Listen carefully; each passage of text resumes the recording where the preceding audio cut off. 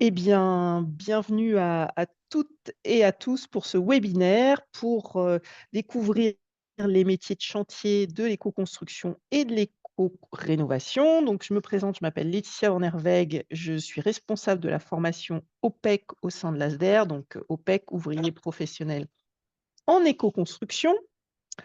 Donc on va tout d'abord faire on va présenter les différents participants à ce webinaire.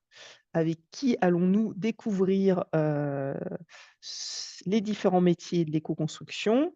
Alors, on va accueillir, tout d'abord Laurent Giry, formateur référent en éco-construction à l'ASDER, heu, qui nous parlera, voilà, d'éco-construction et d'éco-rénovation. Ensuite, on a la chance d'avoir Aurélie Caillot, responsable de développement de l'entreprise Sylvae, qui nous parlera, des différents métiers de chantier, hem, dans son entreprise. Et ensuite, on aura l'intervention de Thomas Lapassé, qui nous présentera son entreprise de rénovation isolation et qui nous partagera également son retour d'expérience de la formation OPEC, puisqu'il a été, stagiaire de la formation, en 2023. Donc dans un premier temps, on va d'abord vous présenter l'ASDER, la structure, et ensuite on laissera la parole à Laurent Giry. Avant de Bah, voilà, en fait, on avait voilà, c'était l'ordre du jour pour voir un petit peu, comment allait se passer ce webinaire et comment allait se dérouler les différentes interventions. Donc, bah, on va commencer tout de suite avec la présentation de l'ASDER, donc qui nous sommes et ce que nous faisons à l'ASDER. Donc je laisse la parole à Delphine Dussault. Pardon Delphine, je ne t'ai pas présentée. Ouais, j'ai vu. Donc vas-y, tu peux revenir en arrière pour, voilà, pour Bon, c'est présenter bon, Delphine Dussault c'est bon. qui est chargée de recrutement à l'ASDER.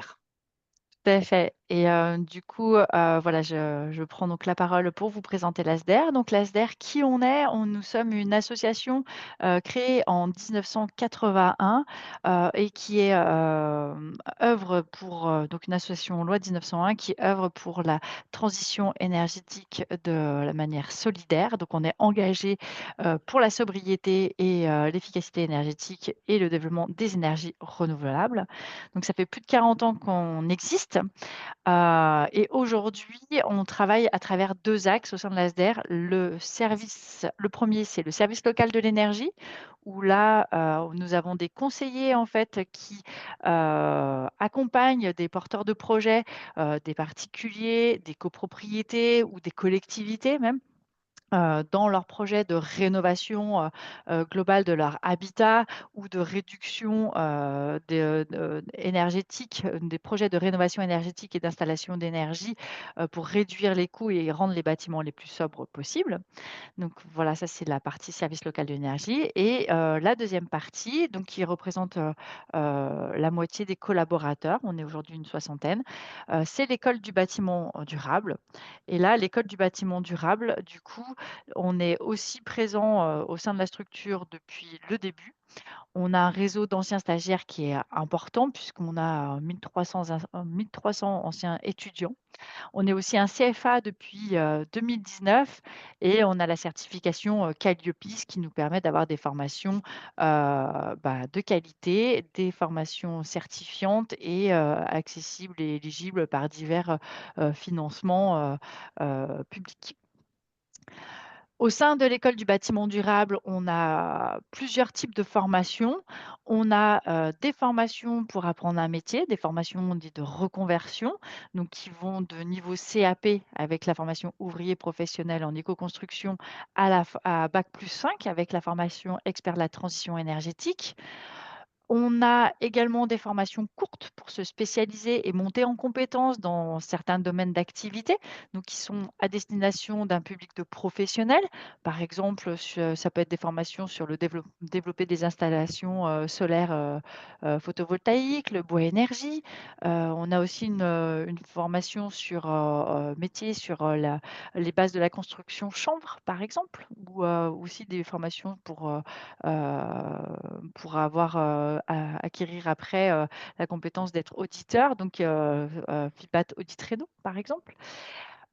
Et on a également des formations qui sont gratuites en ligne, qui sont à destination de tout le monde, en fait, toute personne qui veut s'acculturer sur les métiers, sur la rénovation du bâtiment, sur l'énergie, heu, comment rénover, par exemple une copropriété ou simplement, les risques et bons réflexes à adopter, dans les rénovations. On a aussi, eu la chance de créer un escape game, donc ce qui s'appelle Reno Escape, évadez-vous d'une passoire thermique, qui a pour vocation, d'être un peu plus ludique, dans son apprentissage, et dans la compréhension de ces formations.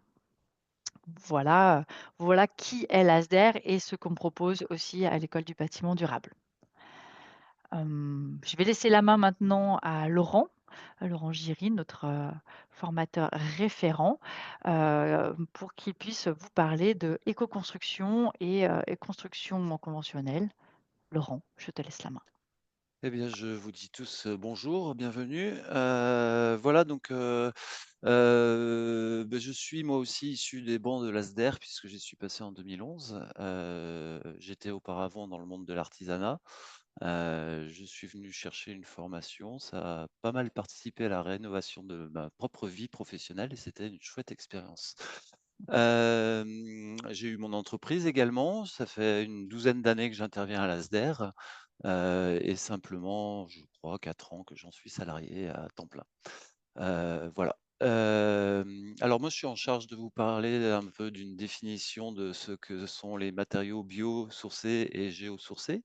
La définition, d'origine du matériau biosourcé, c'est, des matériaux qui sont issus de l'animal ou du végétal, ce qui fait la différence avec le géosourcé qui est issu du minéral. Donc on va pouvoir avoir un aperçu de tout ça dans quasiment toutes nos formations, bien que moi personnellement je n'intervienne pas sur toutes les formations. Vous voyez bien qu'il y a un gros panel, je m'intéresse plus aux formations, liées à la mise en œuvre elle-même.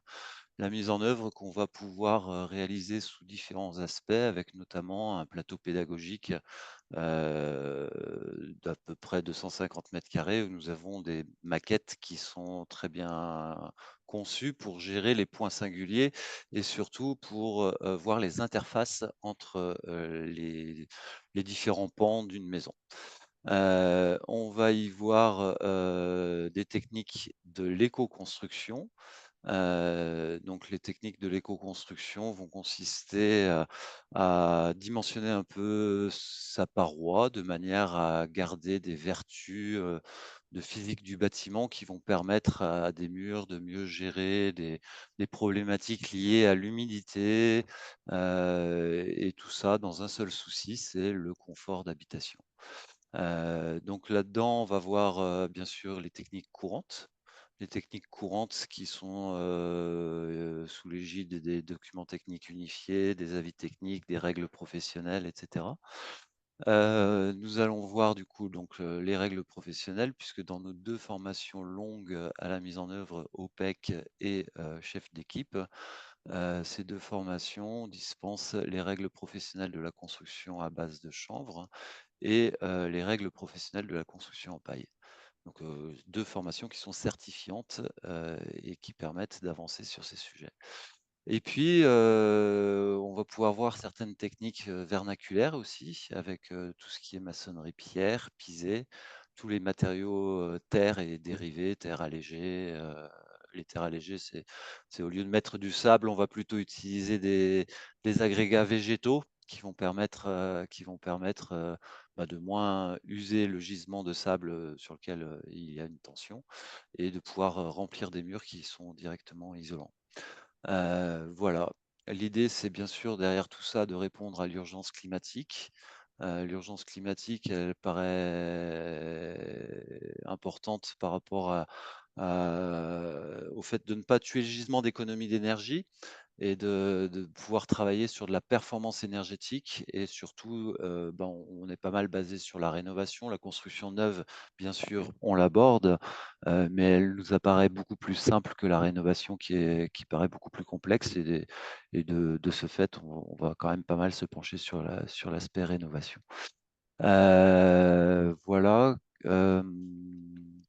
On va aborder bien sûr les thématiques liées à la performance, à l'étanchéité à l'air. Les différences un peu entre les formations OPEC et CPEB se situeraient sur, comment dire, il y a déjà le niveau de qualification atteint. L'OPEC va plus être sur de la construction dite vernaculaire, va plus travailler sur des formulations sur chantier, sur de la fabrication sur chantier, des choses comme ça. Le chef d'équipe va avoir une vision plus globale, plus théorique et va être capable justement de faire en sorte que l'acte de rénover soit vraiment dans sa globalité et permette d'aller vers un seul objectif qui est la performance énergétique en faisant une bonne coordination des équipes et de chantier pour aller vers cet objectif de performance. Voilà, les outils qu'on peut voir, on a des caisses à outils qui sont très bien achalandées, qui évoluent dans le temps. On va bien sûr travailler sur le travail en hauteur, la sécurité avant tout, ça c'est primordial. Et puis améliorer les conditions de travail, voire développer des savoir-faire aussi, faire perdurer des savoir-faire. Et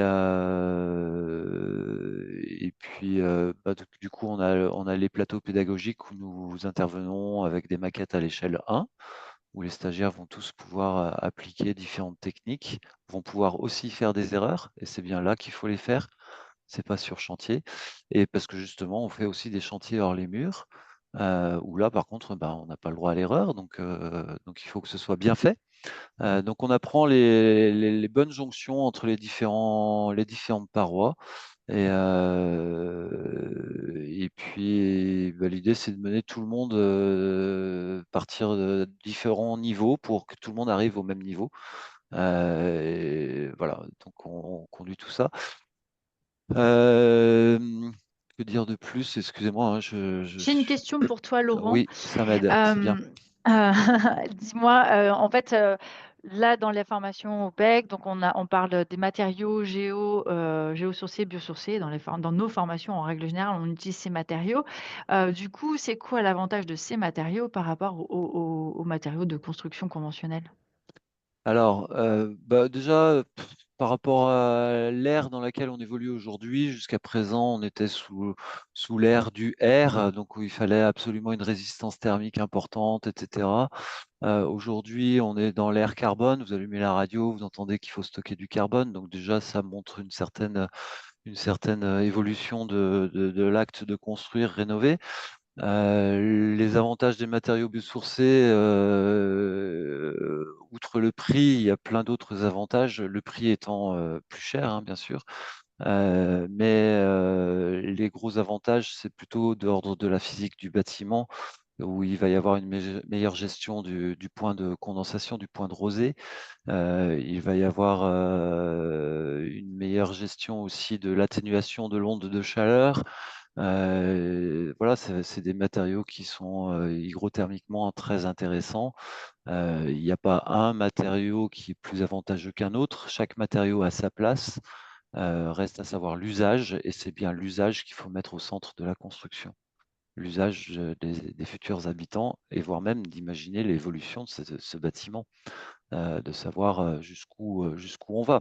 Quelle trace va laisser le patrimoine qu'on laisse? Est-ce qu'on laisse un patrimoine qui soit difficile à gérer pour les générations à venir, un patrimoine qui puisse être compostable, un patrimoine qui puisse être comment dire, résilient. Voilà. C'est un peu tout. L'idée, c'est pas de vous donner un schéma tout cuit, des recettes toutes cuites, etc.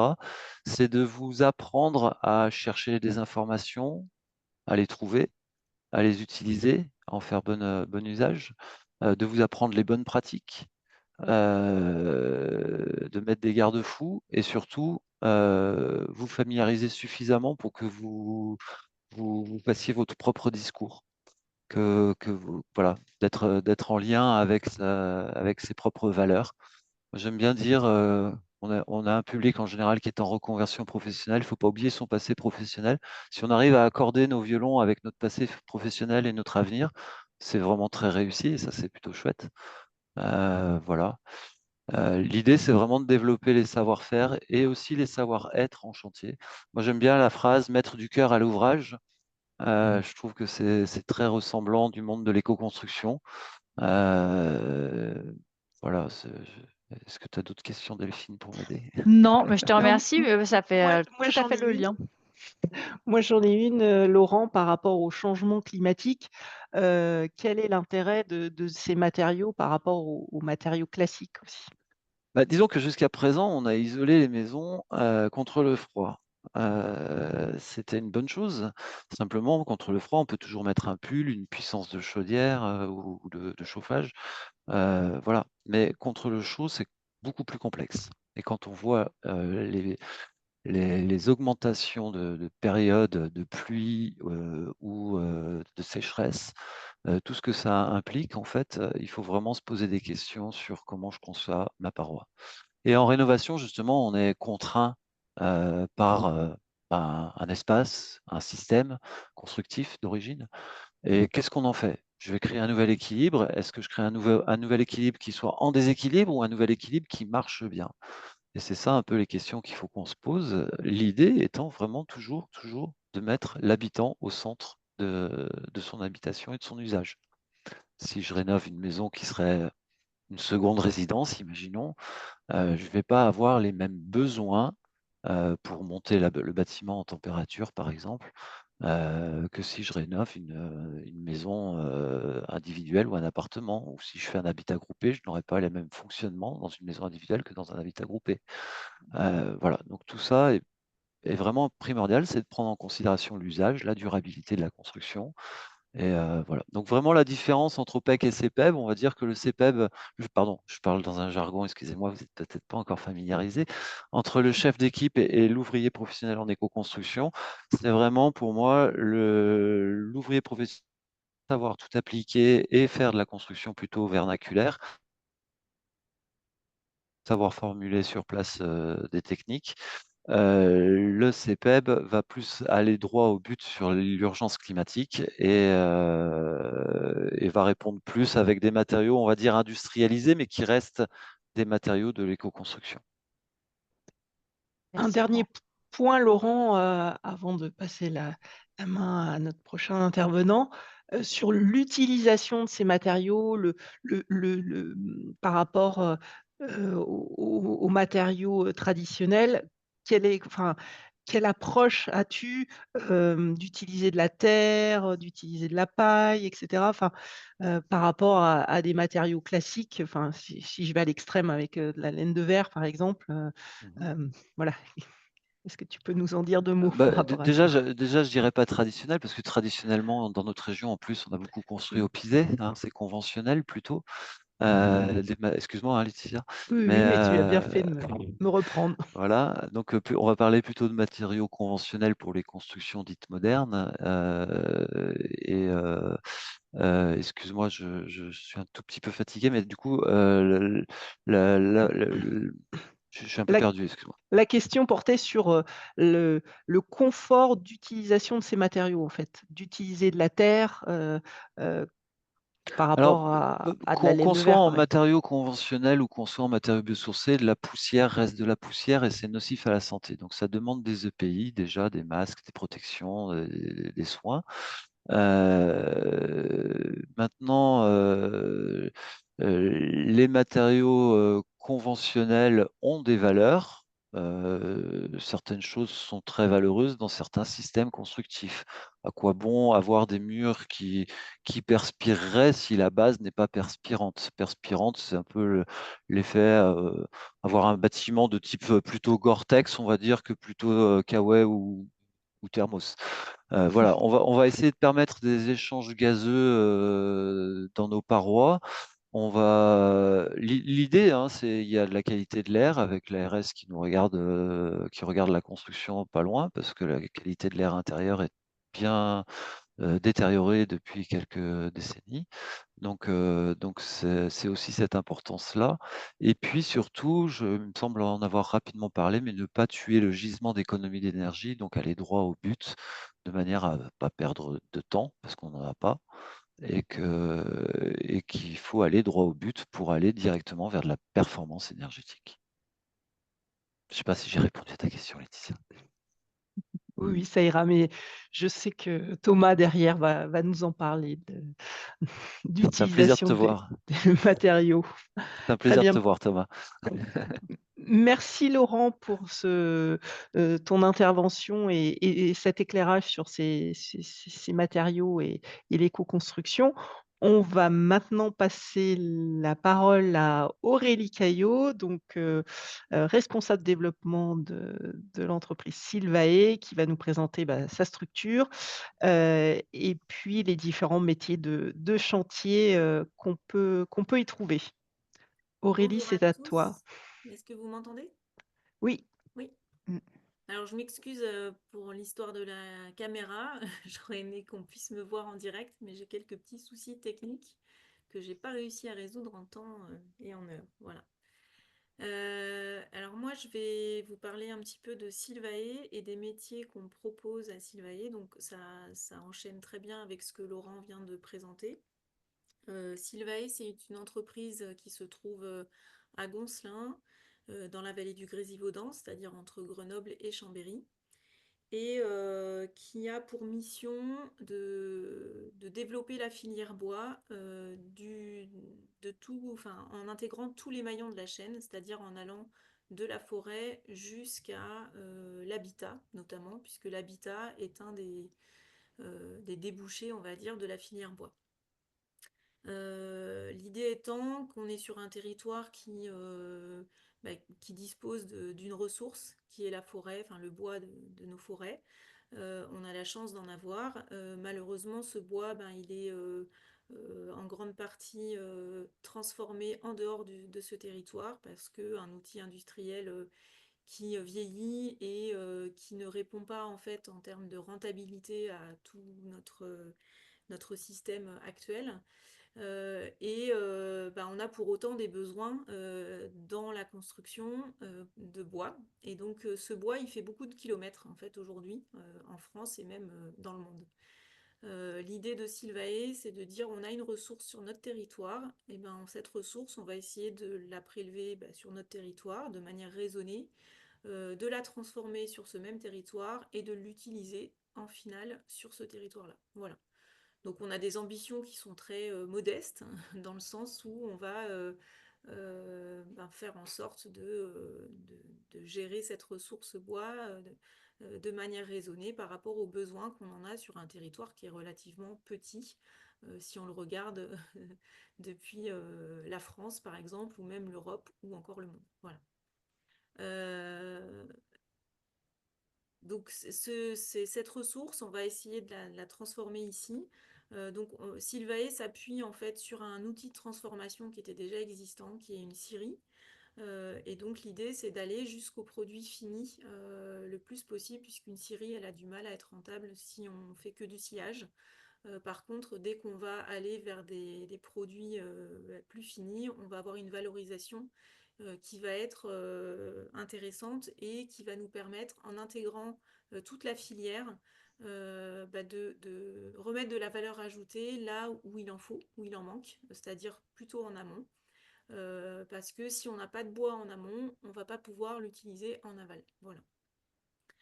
Donc Sylvae a développé son outil industriel, enfin a redéveloppé son outil industriel. Et puis on est en train de démarrer nos premiers chantiers de construction dans le Grésivaudan, enfin même un petit peu plus loin que le Grésivaudan, mais dans cette vallée-là.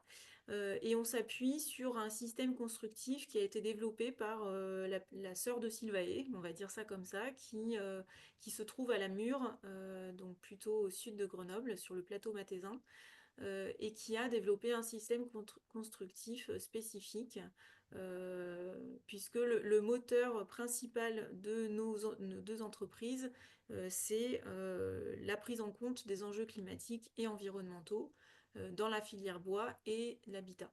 Voilà. Donc ça rejoint un peu ce que Laurent a présenté précédemment. Donc nous, notre moteur principal, c'est vraiment ces enjeux climatiques et réfléchir à toute l'énergie dont on a besoin dans la construction, mais en essayant de la limiter à un minimum. Alors ce minimum, on essaye de le travailler au fur et à mesure. Et donc cette consommation d'énergie liée à la construction, on va la travailler à différents niveaux. On va la travailler déjà dans les matériaux qu'on va choisir, mais pas seulement. On va aussi réfléchir à la manière dont on construit, c'est-à-dire comment on organise nos chantiers. Est-ce qu'on construit plutôt de la maison individuelle ou plutôt du collectif? Aujourd'hui, on est sur du collectif, on fait plus de maisons individuelles. Et puis, on va essayer aussi de réfléchir à comment on déplace ces matériaux et les personnes qui vont construire. Donc, on va s'inscrire sur un territoire et c'est pour ça qu'on a aujourd'hui deux entreprises, Aticora et Sylvae, puisqu'elles ne sont pas du tout sur le même territoire. Et l'idée, c'est de limiter au maximum les transports de personnes et de matériaux sur un nombre de kilomètres le plus petit possible. Donc notre système constructif, si tu peux revenir juste sur la diapo précédente, Delphine, s'il te plaît. Oui, bien sûr. Le système constructif, il s'appuie sur une structure poteau-poutre qu'on voit ici. Donc on estime pour une maison de 100 mètres carrés à peu près, alors c'est des ratios, aujourd'hui on construit très peu de maisons de 100 mètres carrés, on construit des petits collectifs, mais c'est pour donner des ordres de grandeur, donc il nous faut à peu près 10 mètres cubes de bois qui sont prélevés donc, dans nos forêts d'Isère. Principalement donc, pour les structures poteau-poutre, ce sont des résineux.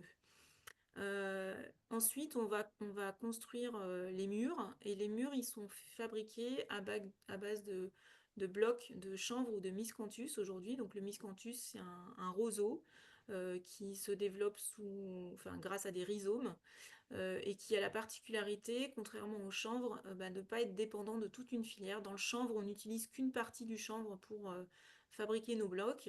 Le miscanthus, on va utiliser la plante complète. Donc c'est un roseau qui pousse et qu'on coupe une fois par an et qui va repousser tout seul. Et on va broyer cette fibre végétale pour en faire une espèce de chènevotte qu'on va mélanger avec un liant et on va fabriquer des blocs. Et c'est ces blocs-là qui vont nous servir à combler, à réaliser les murs de notre structure constructive. Ces murs ensuite, on va faire un enduit intérieur, un enduit extérieur, et puis je dirais c'est fini. L'enveloppe est faite, voilà. Et ensuite, on va utiliser le bois, puisque là on parle pour Sylvae en tout cas surtout de la filière bois. Le bois, on va le transformer jusqu'à son utilisation finale dans les intérieurs de nos maisons. Alors ça va passer par les fenêtres, les portes, mais aussi les escaliers, les parquets, les lambris. Et tout ce qui est ameublement, notamment les cuisines qui vont être fabriquées. Donc ce bois, globalement, alors pour les intérieurs, on va estimer qu'on a à peu près besoin de 5 mètres cubes de bois plutôt feuillus qui vont être utilisés pour tout ce qui est aménagement intérieur, escalier, porte, fenêtre, etc. Voilà, donc tu peux passer à la diapo suivante. Donc pour réaliser tout ça, on a différents métiers. Alors si on parle des métiers de la construction, comment ça va s'organiser dans l'entreprise? Tous ces métiers vont être intégrés à l'entreprise, puisqu'on va essayer de raisonner en filière. Et donc en intégrant tous les maillons de la chaîne, ça nous permet d'être efficace et de en même temps être responsable, c'est-à-dire que les corps de métier travaillent tous pour le même objet. Et donc, il va y avoir un enchaînement de phases dans la construction. Ça va commencer par du bureau d'études pour essayer de réaliser des plans de nos logements. Et puis ensuite, on passe à la phase de réalisation avec les premiers qui interviennent qui sont les maçons. Alors les maçons, ils peuvent être aussi terrassiers. Donc on a une partie terrassement, passage des réseaux souterrains, donc VRD, et puis réalisation des bétons. Donc les maçons, c'est vraiment le travail qu'ils vont faire. Donc c'est les premiers à intervenir sur le chantier. Dès que les maçons ont fini, on a les charpentiers qui vont intervenir. Et les charpentiers, qu'est-ce qu'ils vont faire? Ils vont lever la structure poteau-poutre qui a été taillé en usine. Donc on n'est plus sur de la taille, en tout cas pour ces constructions neuves, sur de la taille de charpente manuelle, on est sur de la taille sur machine. Pourquoi? Ben, c'est pour être efficace et pour que le métier, on va dire, de chantier soit le plus facile possible. C'est vraiment l'idée, c'est de préparer au mieux le chantier pour que le temps de chantier il soit minimisé parce que les conditions météo sont pas toujours faciles. Et puis faire de la taille en usine, c'est beaucoup plus facile que de faire de la taille sur chantier parce qu'on est dans de meilleures conditions. Donc on va essayer de limiter le chantier au levage de la structure et à l'assemblage de la structure. Une fois que la structure est levée, les charpentiers vont continuer le travail et c'est eux qui vont poser le bloc. Donc c'est eux qui vont maçonner, on va dire. Alors on pourrait se dire pourquoi c'est pas les maçons? Chez nous, c'est les charpentiers qui le font parce qu'il y a un lien qui se fait avec la structure poteau-poutre et donc c'est les charpentiers qui font ce travail de maçonnage des blocs. Après le travail des charpentiers, on a plusieurs équipes qui vont se relayer ou intervenir à peu près en même temps, mais pas sur les mêmes endroits. Il va y avoir les menuisiers qui vont poser tout ce qui est fenêtre extérieure, donc pour mettre la maison hors d'air. Et puis en même temps, on va avoir les aménageurs, donc une équipe un peu spécifique qui va commencer la partie aménagement intérieur, donc c'est-à-dire dans un premier temps pose des cloisons. Ils vont aussi tirer tout ce qui est gaine électrique dans les cloisons, préparer les réseaux d'eau. Et donc ces travaux vont pouvoir se faire à partir du moment où la structure, on va dire, est fermée, couverte et hors d'eau, hors d'air. Et ces travaux vont pouvoir avoir lieu. Les menuisiers vont ensuite réintervenir pour continuer après les aménageurs qui auront posé leurs gaines, etc. Et leurs tuyaux. Les menuisiers vont intervenir pour poser les parquets, les lambris, les portes intérieures, finir les cloisons. Donc là, on voit qu'il y a certaines phases qui peuvent aussi bien être faites par des aménageurs, typiquement la pose de cloison, par des menuisiers aussi, ou bien même par les charpentiers, parce que suivant le niveau d'avancement des différentes équipes, on peut avoir des cloisons qui sont posées par les charpentiers, notamment quand la couverture n'est pas encore faite. Des fois, c'est plus simple de mettre les grosses cloisons, parce qu'on va utiliser les moyens de levage. On va amener les cloisons qui sont préfabriquées en atelier, pour certaines. Et dans ce cas-là, c'est les charpentiers qui vont les poser. Donc, on n'a pas on n'a pas de règle unique, ça va dépendre du chantier et du phasage du chantier. Une fois que les menuisiers ont terminé parquet, lambris, etc., les aménageurs vont finir le travail et vont poser les boîtiers électriques, les ampoules, tout ce qui est luminaire, vont aménager les salles de bain et finir les réseaux d'eau et cuisine quand la pose des cuisines aura été faite par les menuisiers.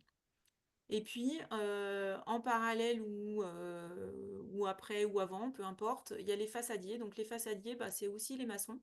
Donc on a une équipe de maçons façadiers. Et donc c'est eux qui vont réaliser les enduits intérieurs, extérieurs des maisons. Voilà. Et donc une fois qu'on a fait tout ça, le logement, on va dire, est prêt à être livré. Alors on a parlé d'usage tout à l'heure. La particularité de nos constructions, c'est qu'on ne les vend pas, on ne les loue pas, on les met en droit d'usage. Alors je ne vais pas m'attarder sur le sujet, mais voilà, nos habitants, quelque part, ils viennent, ils visitent, et puis si ça leur plaît, ils peuvent habiter. Si ça leur plaît pas, ils vont chercher ailleurs, mais c'est pas eux qui vont décider en fait de l'aménagement intérieur et de la configuration des lieux.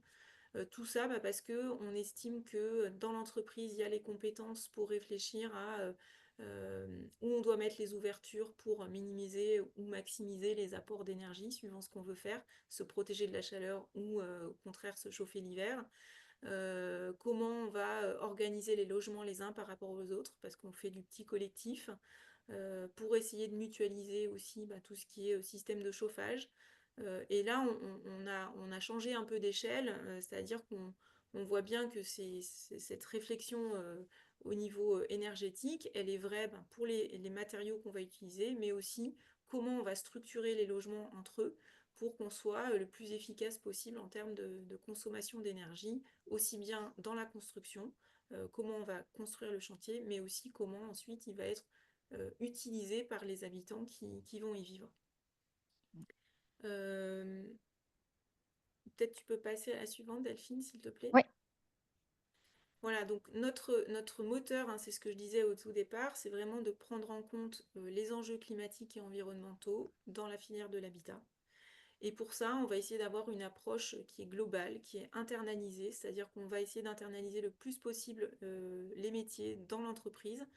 Donc là, on a vu les métiers de chantier, mais en fait, on essaie de produire nos matériaux. Donc on a un atelier de fabrication de fenêtres.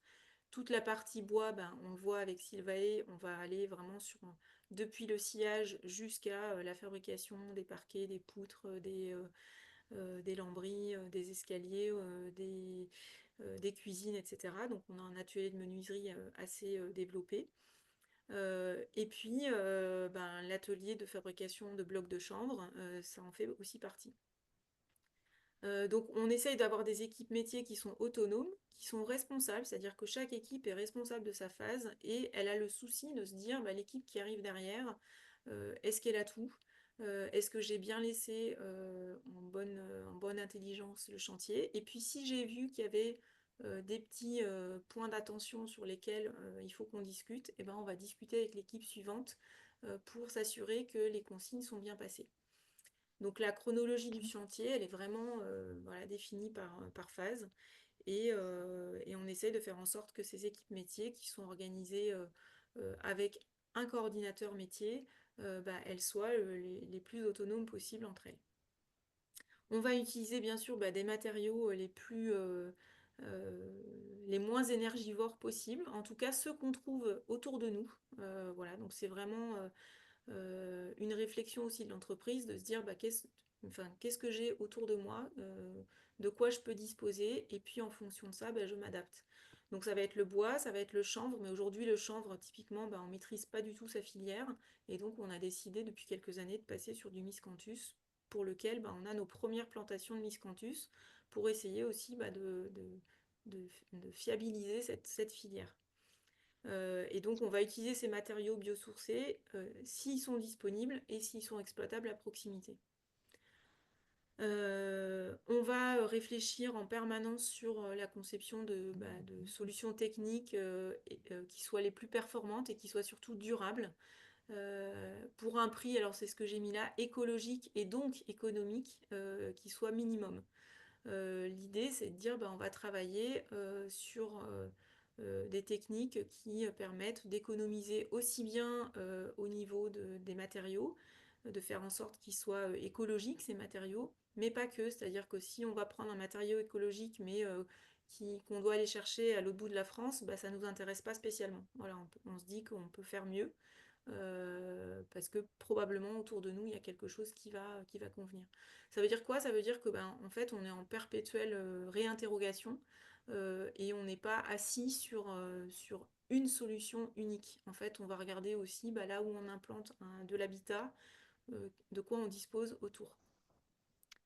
Donc notre système constructif, il est réfléchi pour simplifier les phases de mise en œuvre, mais aussi pour s'adapter à son environnement.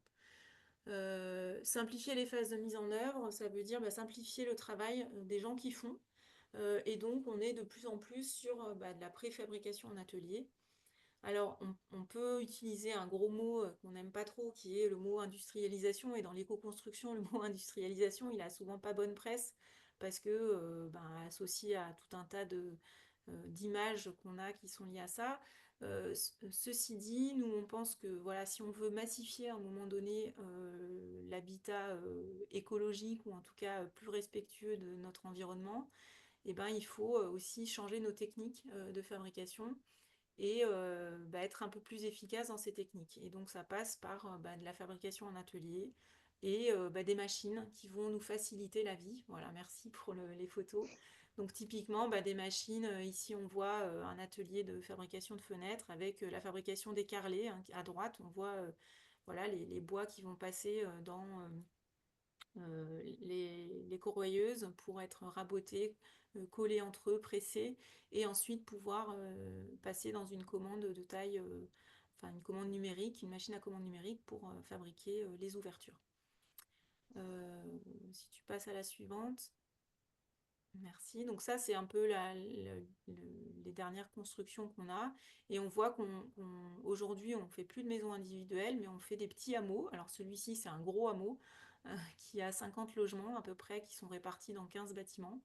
Et l'idée, bah, c'est d'être aussi efficace dans la conception de ces logements, de se dire, bah, de toute façon, la maison individuelle, elle a un avenir qui est relativement court, si on veut qu'il y ait de la place pour tout le monde. Et puis en plus, au niveau énergétique, elle n'a pas forcément de sens. Donc l'idée, c'est de remettre du sens aussi dans la manière de construire.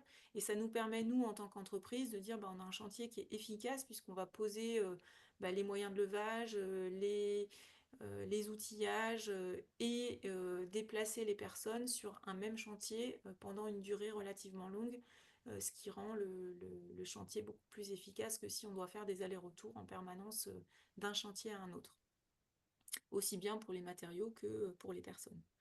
Donc voilà à quoi ressemblent un peu nos constructions. Et je crois que j'ai mis une dernière diapo. Et voilà, donc là on voit Et l'intérieur en l'intérieur. fait des habitats qu'on peut proposer. Donc on va dire que l'habitant, il n'a pas le choix, hormis de visiter et de dire bah, je suis d'accord ou je suis pas d'accord. Ça, c'est un parti pris aussi, voilà, qu'on a décidé dans l'entreprise et qui nous permet bah, d'assumer complètement en fait nos choix techniques. Ça ne veut pas dire qu'on Ah, Ah, on a perdu Aurélie. oui, on a un petit problème technique. va avoir On besoin de t'entend plus. corriger. Ah, ça y est, on a Ah, retrouvé Aurélie. Ça avait coupé Aurélie. ah, désolé. Ça On va mieux là? t'entendait plus. Oui, oui, oui, c'est bon, on t'a retrouvé.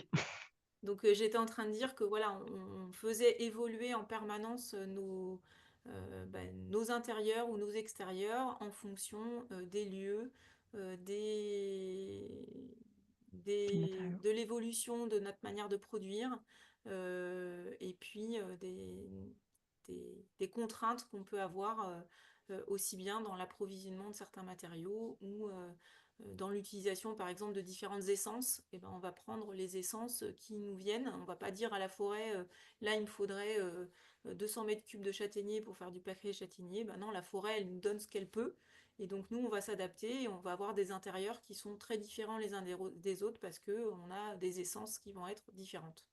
Voilà. Je pense que j'ai à peu près tout dit. Eh ben, très bien. Merci beaucoup Aurélie pour cet éclairage. Je regarde l'heure, on va passer directement la main à Thomas Lapassé, qui va nous parler de son expérience, en tant qu'artisan et aussi son expérience en tant qu'ancien, stagiaire au PEC, ouvrier professionnel en écoconstruction. On va Tho essayer. Ok, bah, bonjour à tous. Du coup, ça va être un peu plus succinct, je pense. Et du coup, je vais commencer ouais, par mon parcours. Du coup, à la toute base, moi, j'ai une formation ingénieur en matériaux sur Grenoble. J'ai bossé 3 ans en industrie, 3-4 ans à peu près. C'était dans le médical, enfin voilà, plus dans la production de pièces métalliques. Et puis suite à ça, j'ai changé, j'ai été en bureau d'études bois pour des murs d'escalade, donc j'étais surtout et puis aussi sur l'installation, donc j'ai bossé un petit peu avec un peu une partie charpente, reprise sur les bâtiments. J'ai fait évoluer en fait un peu ces envies professionnelles parce que je pense que je n'étais pas trop adapté pour le monde de l'industrie, voilà, de la grosse industrie et je m'étais jamais trop retrouvé. Et puis voilà. Et suite à ça, j'ai pris un temps pour moi. Je suis parti un petit peu et en revenant, j'avais envie de du coup, faire une reconversion. J'avais ce moment-là pour moi. Et je connaissais l'OPEC de par des amis qui avaient fait d'autres formations dans la Fédération Éco-Construire, qui est OPRP, Rénovation en patrimoine, et qui m'avaient parlé de cette formation-là. Et du coup, je me suis dit, bon, bah allez, ça m'intéressait quand même pas mal de continuer dans le bâti et surtout de travailler des matériaux autres que ceux que j'ai pu apprendre en formation et qui, pour moi, sont complètement oubliés et également qui ont des impacts au niveau bilan carbone quand même bien meilleurs. Donc voilà, donc j'ai fait la reconversion OPEC donc à la SDER en 2022. 22-2023. Ouais, 23, ouais, ok, ça. Mhm. Euh, et voilà, et du coup donc on avait fait 6 mois de stage à peu près, c'était, il me semble, Oui, c'est moitié-moitié à peu près, oui. Sur un an, c'est moitié-moitié. ça, du coup c'était une bonne, bon, je saute un petit peu les expériences, mais du coup, on a fait, donc j'ai fait 6 mois, donc c'était réparti en 3 stages, 3, 4 stages.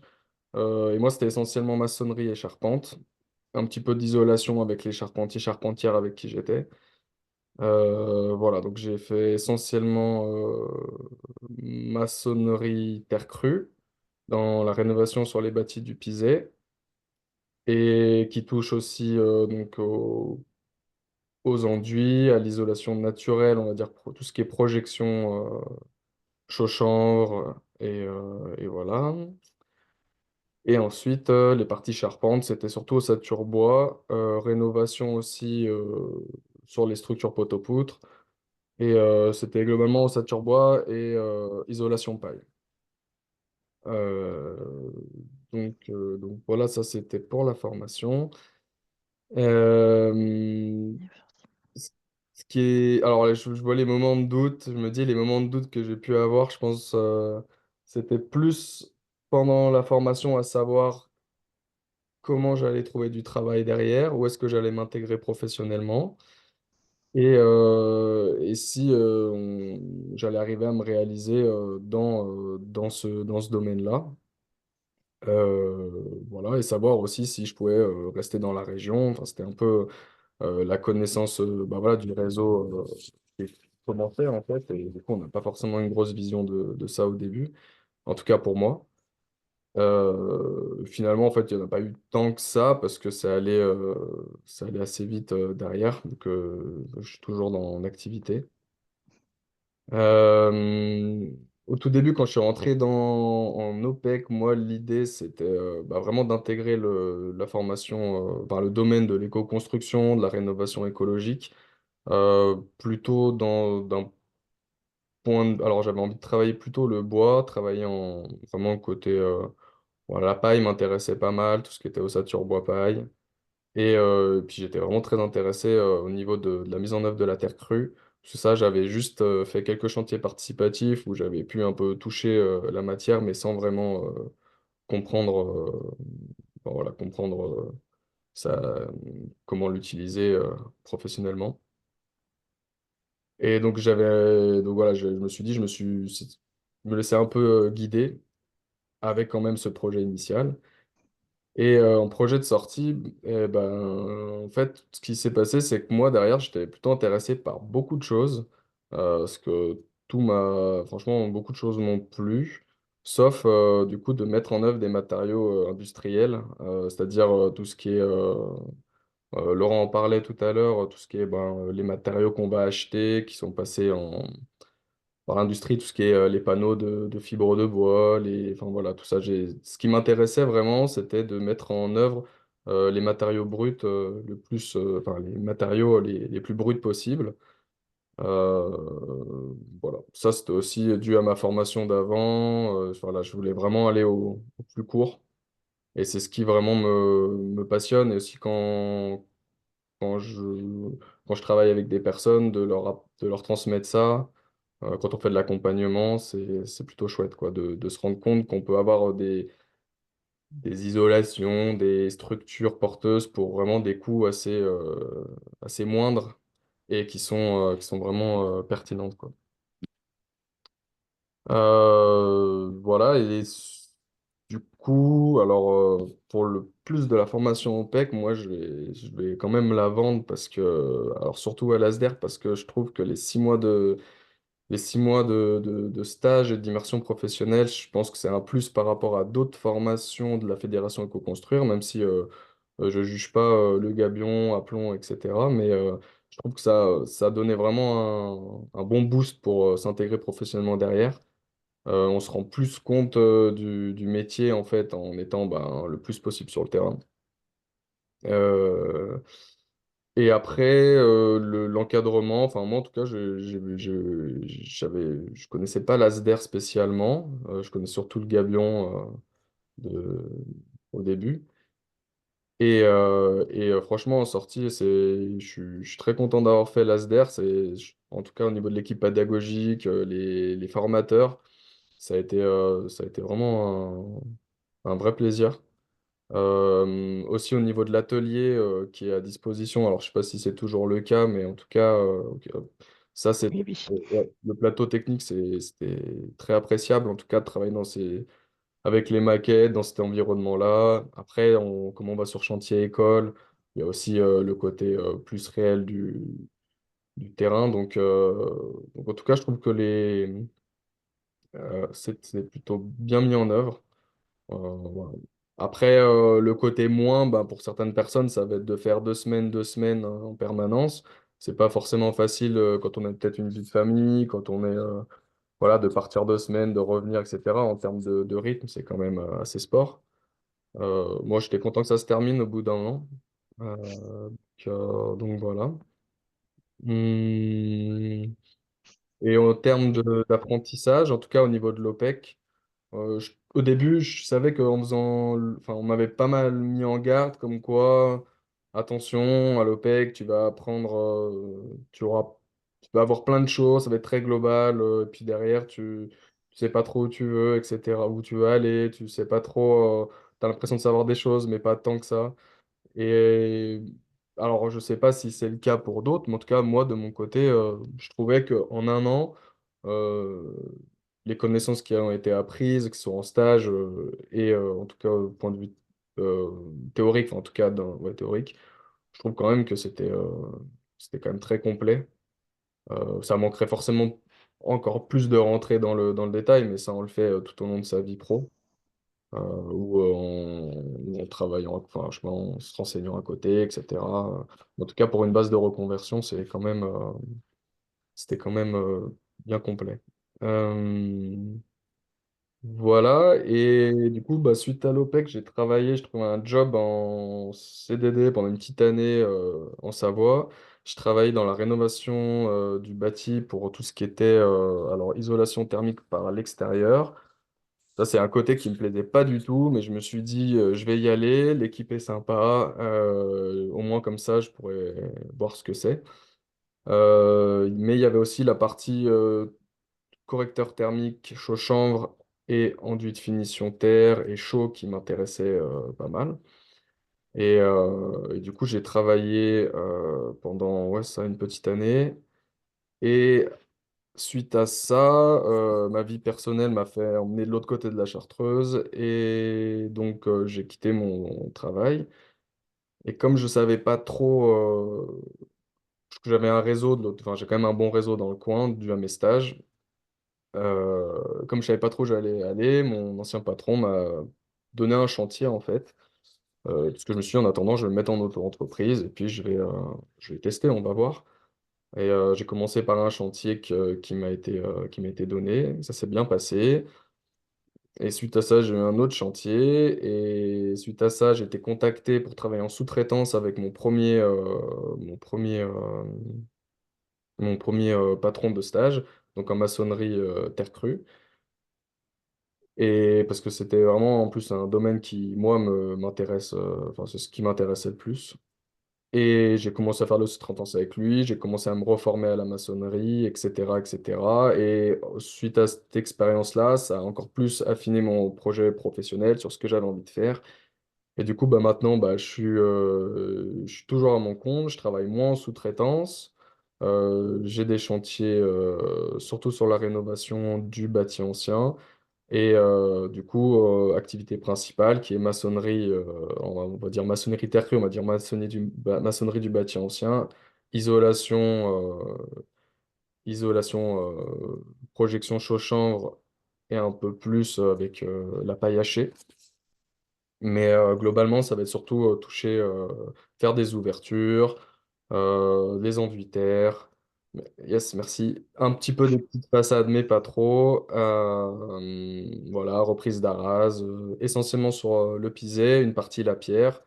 Voilà, tout ce qui touche à ça. Et ce qui est très chouette, en fait, moi, comme j'aimais beaucoup de choses, en fait, en sortie enfin, sur les différents matériaux à travailler, dans ce job-là, ce que j'apprécie, c'est qu'on fait des ouvertures en cadre bois. Donc en fait, on lâche pas la main avec tout ce qui est la taille, la compréhension de la filière sèche. Et du coup, on travaille aussi en filière humide, côté terre, chaud. Voilà. Donc on a une vision globale du bâti ancien.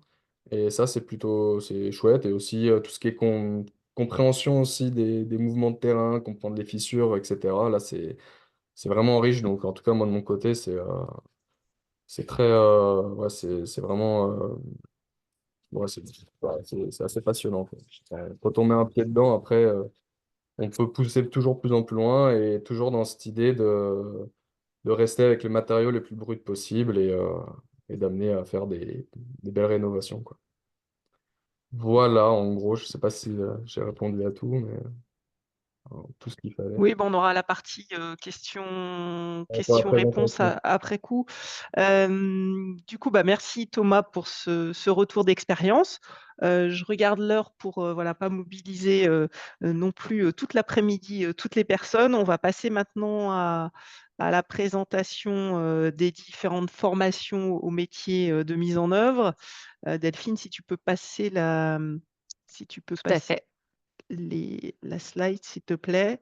Voilà, donc on va vous présenter donc la formation d'ouvriers professionnels en éco-construction, donc OPEC et chef d'équipe, avec nos formations chantier. Donc je ne sais pas Delphine si tu veux intervenir sur cette slide-là. Comme tu veux. Bah, après, C'est OPEC, je te laisse parler, puis moi, je présenterai chef d'équipe. exactement. Non, mais d'abord, on présentait un petit peu les habilitations et les certifications communes. Si tu veux.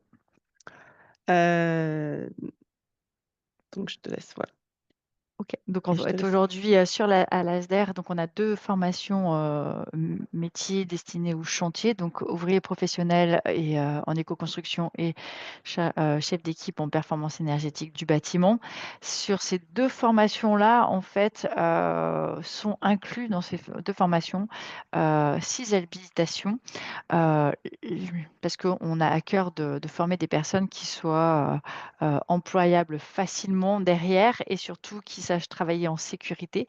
Donc, il y a des habilitations sécurité, donc tout ce qui est habilitation montage, démontage, échafaudage et vérification d'échafaudage. Et il y a tout ce qui est travail en hauteur et sauveteur secouriste du travail. Donc, ça, c'est pour les formations sécurité. Comme ça, les personnes, vous êtes, vous pouvez travailler en sécurité sur les chantiers et être force de proposition. Dans ces formations-là, on a aussi mis l'accent sur deux autres habilitations qui sont ProPaille et ProChanvre.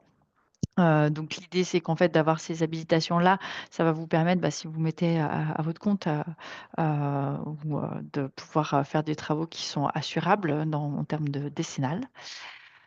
Pour la formation OPEC uniquement, en fait, il y a une habilitation en plus qui est une habilitation en fait imposée par l'organisme certificateur, la Fédération Éco-Construire, qui est la certification construction durable. Donc ça, c'est une semaine ça représente une semaine pendant la formation. Vous avez un intervenant qui viendra spécifiquement vous former à répondre en fait à cette certification. Donc, c'est 4 jours d'apprentissage de règles de la construction durable. Et le dernier jour, vous avez un QCM sur lequel vous devez valider, devez valider. Et cette certification est obligatoire pour pouvoir passer les examens de la formation OPEC. Voilà. Et sur la prochaine mouture de la formation chef d'équipe uniquement, il y aura la formation à gestes et postures qui sera proposée également. Hop, je te laisse reprendre la main, Très Laetitia, bien. pour détailler OPEC. OPEC, donc voilà, on va zoomer sur une des formations de mise en œuvre. Donc OPEC, ouvrier professionnel en éco-construction. Donc je viens de m'apercevoir que le logo de la fédération Éco-construire avait sauté. Donc c'est un diplôme, un titre qui est géré par la fédération Éco-construire. C'est un titre qui est inscrit au RNCP, donc de niveau 3, donc CAP. Donc ça vous donne une reconnaissance et une possibilité, si vous avez l'expérience et les compétences, de vous inscrire par exemple à la chambre des métiers et de devenir artisan comme est aujourd'hui Thomas. C'est une formation qui se déroule sur 1 an, à peu près 11 mois, 12 mois, en alternance avec des périodes en centre de formation. Donc c'est 2 semaines, 2 semaines ou 3 semaines, 3 semaines, donc en centre de formation et en entreprise. La prochaine rentrée aura lieu le 12 juin, 2025, donc dans Un quelques mois. mois. Voilà.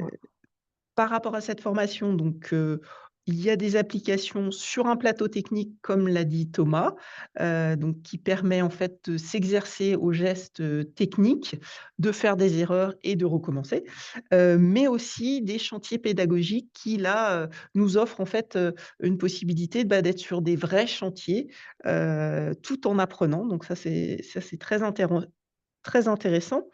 Ensuite, on a tout ce qui est évaluation, donc les évaluations donc en cours de formation, tout au long de la formation et à chaque module, et puis, des examens, théoriques et pratiques sur maquette, en fin de formation. Et c'est une formation qui est dispensée par des professionnels dans leur domaine, que ce soit, nos formateurs internes ou des artisans, experts dans leur, domaine. Par exemple, pour le pisé, on a un artisan piseur qui vient donner les cours. Si Delphine, tu peux passer à la slide suivante. Donc par rapport à la formation OPEC, elle est basée sur 3 blocs de compétences que sont la maçonnerie, charpente ossature bois et l'isolation. Hem, L'idée, c'est vraiment de former des personnes, donc en reconversion professionnelle, à des métiers d'avenir, et de trouver l'objectif, c'est vraiment de se former pour trouver un emploi, soit en tant que salarié, soit à son compte à la fin de la formation. Hem, les débouchés possibles, eh bien, un débouché un peu classique, c'est ouvrier polyvalent en écoconstruction. Donc là, c'est, heu, le touche à tout, le couteau suisse, sur les chantiers, mais ça peut être aussi aide charpentier, aide maçon, aide isolateur, artisan, ou créer sa propre entreprise. Au niveau des taux d'insertion dans l'emploi, donc sur les promotions 2023 et 2024, on est à 6 mois à 70 et dans le métier visé à 1 an, on est à 90 Je crois que la promotion de Thomas, la passée, aujourd'hui, sur les dix diplômés, les 10 sont en emploi. Voilà, Tout à fait. pour la formation OPEC. Delphine, je te laisse, la parole Merci sur Laetitia, la sur formation chef chef d'équipe. d'équipe. Donc la formation chef d'équipe en performance énergétique du bâtiment, c'est une formation, aussi inscrite au registre national des certifications professionnelles de niveau 4, c'est-à-dire niveau bac. En fait, elle délivre la certification chef d'équipe aménagement finition, dont le numéro RNCP est 38 751. Donc, si vous allez les taper sur Google, comme ça, vous aurez le référentiel. Cette formation a été refondue. Elle est portée par le ministère de l'Emploi. Elle dure 7 mois. On va être sur une formation en centre qui va durer environ 20 semaines. Donc avec bien évidemment une partie théorique et une partie sur le plateau technique et sur les chantiers pédagogiques. Et aussi, on aura une période en entreprise sous le format d'un stage de 6 semaines en fin de formation. Voilà. La prochaine rentrée aura lieu au sein de notre structure sur le courant dernier trimestre 2025. On n'a pas encore la date exacte. Et c'est une formation, donc comme elle est certifiante, il y aura des évaluations sur chaque module et une mise en situation professionnelle avec un entretien technique et un entretien final pour valider l'examen. Les formateurs et les intervenants, ce sont, alors j'allais dire les mêmes, pas tout à fait que sur OPEC, mais en tout cas, ce qu'ils ont de commun, c'est que c'est tous des professionnels et des passionnés dans leur domaine d'activité et qui ont à cœur d'œuvrer pour la transition énergétique et répondre à l'urgence climatique et de former des personnes qui vont travailler dans ce domaine d'activité. Voilà. La formation chef d'équipe, elle va vous apporter quoi? Elle va vous apporter comme connaissance, c'est de définir et d'estimer des travaux. En fait, hein, vous allez apprendre à faire du diagnostic du bâti. Vous allez apprendre à définir les travaux, quels sont les travaux qu'on va pouvoir mettre en œuvre, comment on les planifie, comment on va les conduire, quelle gestion vous allez faire de l'interface avec les autres artisans. Vous allez aussi intégrer tout ce qui est les équipements, apprendre à intégrer les équipements dans vos travaux et tout ça dans un environnement sécuritaire. Voilà. Si Laurent, tu veux intervenir sur l'apprentissage du chef d'équipe, n'hésite pas. Voilà, c'est un métier d'avenir. On a besoin de personnes qui seront disponibles pour justement savoir gérer ces interfaces. Et le chef d'équipe, ça va vraiment être le liant entre, par exemple, Thomas et puis un maçon. Voilà, quand il devra gérer la rénovation d'un bâtiment. Ce qui est très intéressant dans les formations, me semble-t-il, c'est vraiment la gestion des points singuliers. Aujourd'hui, on pose une menuiserie, c'est un menuisier. Il y a un façadier qui intervient. Qui est-ce qui fait la jonction entre les deux? Ou bien on fait une isolation thermique par l'intérieur. Qui est-ce qui va faciliter le travail de l'autre en préparant le coup d'après? Donc l'idée, c'est vraiment, dans nos formations, d'apprendre la lecture du déroulé de chantier pour que derrière, c'est un peu ce que rejoint Aurélie dans l'internalisation de leur savoir-faire dans leur entreprise, c'est s'intéresser aux différents corps d'État et les connaître les tenants et aboutissants de chacun, et pas travailler chacun dans son coin et j'en ai rien à faire de ce que fait l'autre, il se démerdera, il trouvera une solution. Non, c'est aller ensemble et trouver des solutions ensemble. Et parfois, on s'aperçoit que si on met, je sais pas, avant de poser des pannes sur les fermes, on peut mettre des membranes en attente ou des choses comme ça. On gagne du temps, on gagne de la performance et tout le monde y gagne. C'est ça qui est important. Parce qu'on est face à des enjeux qui sont extrêmement denses. Et aussi, ce que je voudrais dire, c'est que je me perds un petit peu, mais je suis vraiment désolé, je suis dans un état de fatigue un peu dur, fin de semaine. Ce que je voulais dire, c'était par rapport à l'industrialisation. On a tendance à cracher un peu sur l'industrialisation. Aujourd'hui, on a quand même des moyens de levage. On a quand même des choses qui sont intéressantes pour de la préfabrication, pour aussi un peu moins se fatiguer. On a un corps, il faut qu'il dure pendant toute notre vie et qui nous supporte. Ça, c'est extrêmement important. Et on fait des métiers qui sont difficiles physiquement. Il faut en avoir conscience. Ça, c'est extrêmement important. Et puis, bah, la reconversion, c'est pas simple comme sujet. La reconversion professionnelle, c'est pas simple. Comme le disait Thomas, on a des obligations familiales, on a des timings et tout ça, donc c'est pas simple.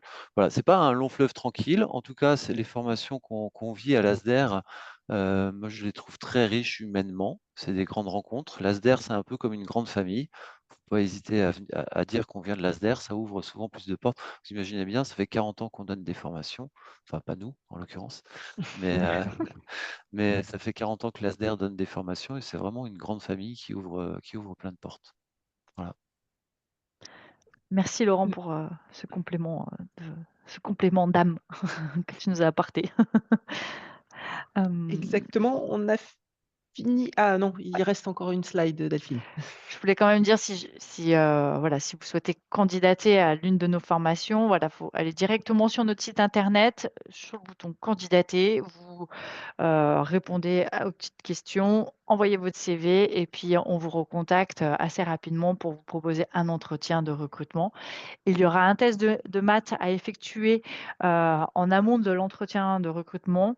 C'est un test de maths, niveau brevet des collèges. C'est un test de maths qui n'est pas là pour vous piéger, mais qui est là pour voir si vous avez une bonne compréhension, de tout ce qui est angle, surface, proportionnalité, parce que c'est tous des maths, en fait, qui sont utiles dans les métiers, du bâtiment, dans votre quotidien et voilà, ça sert à ça, de savoir, où vous en êtes par rapport, à cette problématique-là, qui est un enjeu important dans les formations puisque, voilà, le bâtiment, ça reste quand même de la géométrie aussi. Donc voilà, n'hésitez pas à candidater directement sur nos sites. Si vous avez des questions, sur nos formations, sur les métiers, auprès de nos intervenants,